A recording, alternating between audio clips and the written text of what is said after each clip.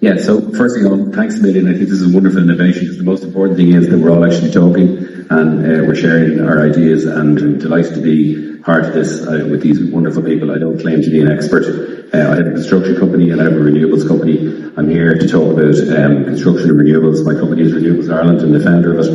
The first thing we've got to do, no matter what, is, short answer, we have to stop burning fossil fuels. That's the first thing we've got to do. Okay? Our obligation from a commercial and from a domestic point of view as homeowners, as business owners, etc., we have to supplement the fossil fuel usage with renewable resources such as PV power, such as battery storage, such as getting our power from a utility provider who will be getting it from wind companies who actually produce wind and electricity.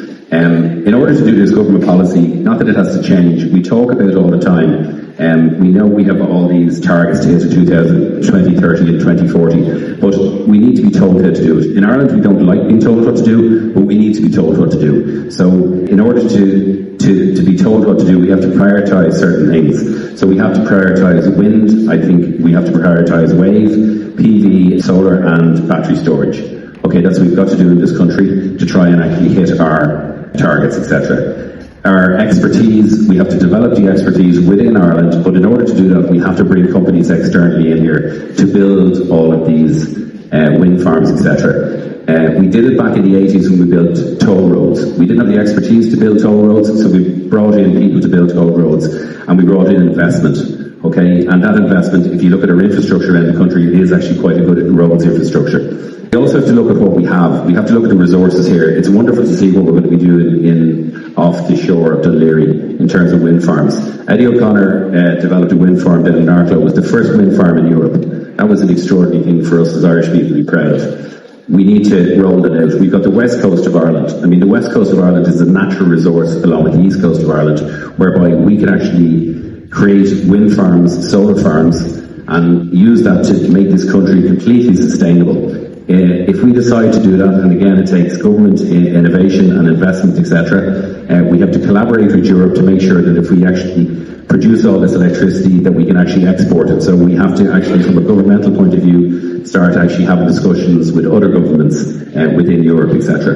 The other things that we need to, if we don't do these things, we're discouraging investment in this country. And we discourage investment because one of the things we've issues with is planning and grid connection. So one of the things that you want to do is, Vanessa, you want to get going in your project. So you're waiting for planning. In other countries, I'm dealing with a client on a construction site who's involved in building 22,500 acres of a PV solar farm in Costa Rica. It's the biggest in the world.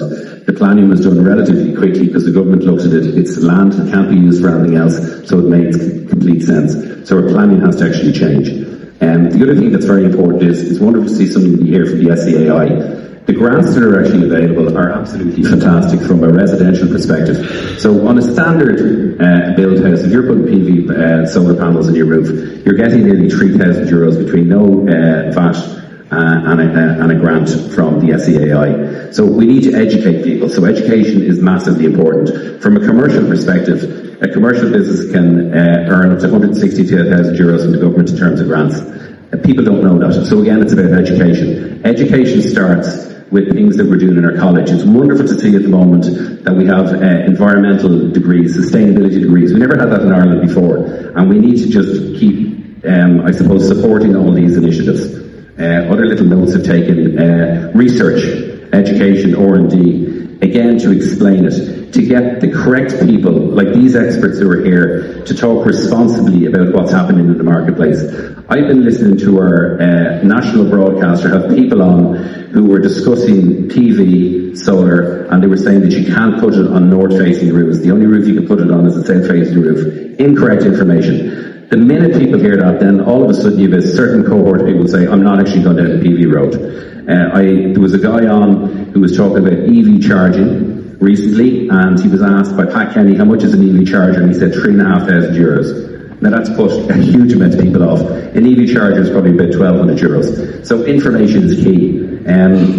To leave you with a couple of small little ones, and I suppose this is for you, Michael. I mean, when we look at the rail network that we have in Ireland, and we look at some of the innovations that are happening around the world, so we're looking at, for example, our rail network is hundreds of thousands of kilometres. So for a construction perspective, you could put in PV solar in between the tracks and create electricity from that. That takes innovation, it takes investment, but it is something that actually you guys could do. From a purely wind power perspective, you can have floating wind farms, you can have floating solar farms that are actually being done around the world.